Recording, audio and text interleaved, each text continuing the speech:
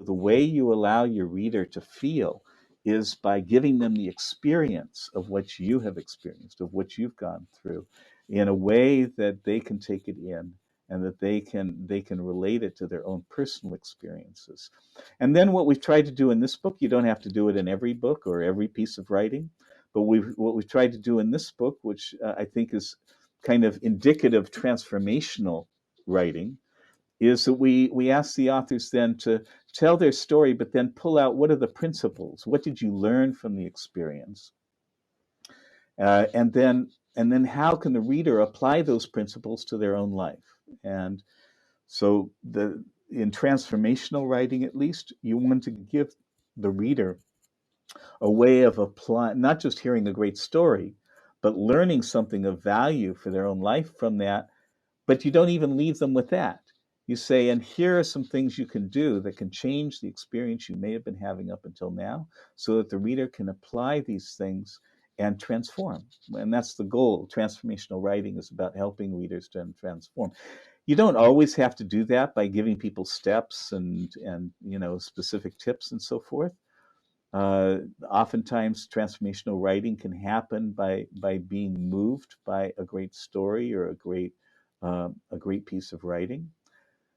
And at the same time, it can be valuable, in these rapid times, it can be valuable to be able to provide specific processes. I mean, I think in the Passion Test, that's one of the things that made that book popular, is that we actually took people through a process of learning more about themselves. And as a result, and we did it, we wove those steps of that process within an ongoing story that continued through the first half of the book, right? So what we were really trying to do is we were that. trying to weave, right? We're trying to weave the story in with the practical. If you just give practical stuff, people get bored, I mean, come on. So it's the story. But if you can tell the story, the story is what engages. The story is what gets the reader to feel the emotions. And then if you have a process or a method for them to learn about themselves or to apply something in their life, then it allows them to take that and make it practical. That's kind of the thing. If you're lacking in courage, if you feel like you don't know what you have to share, then the most important and valuable thing you can do is find a mentor, find a Vivian that or you can Chris study Attwood. with. Yeah. To take her courses and volunteer to support her, help her when she says she needs help. Learn,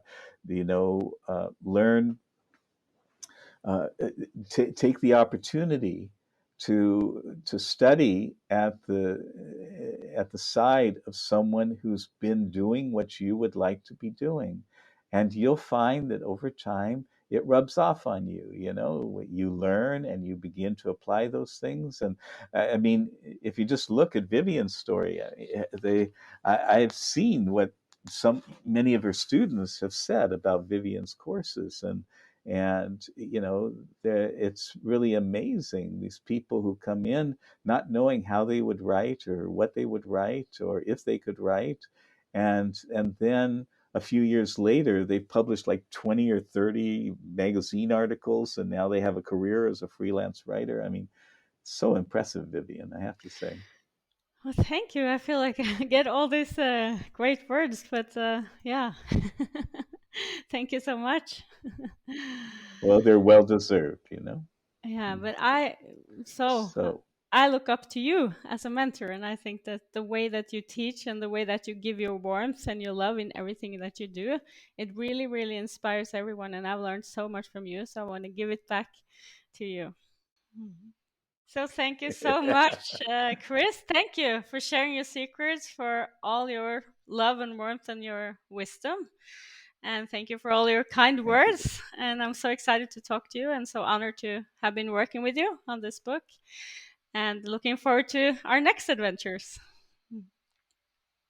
Same here. Thank you so much, Vivian. Take good care.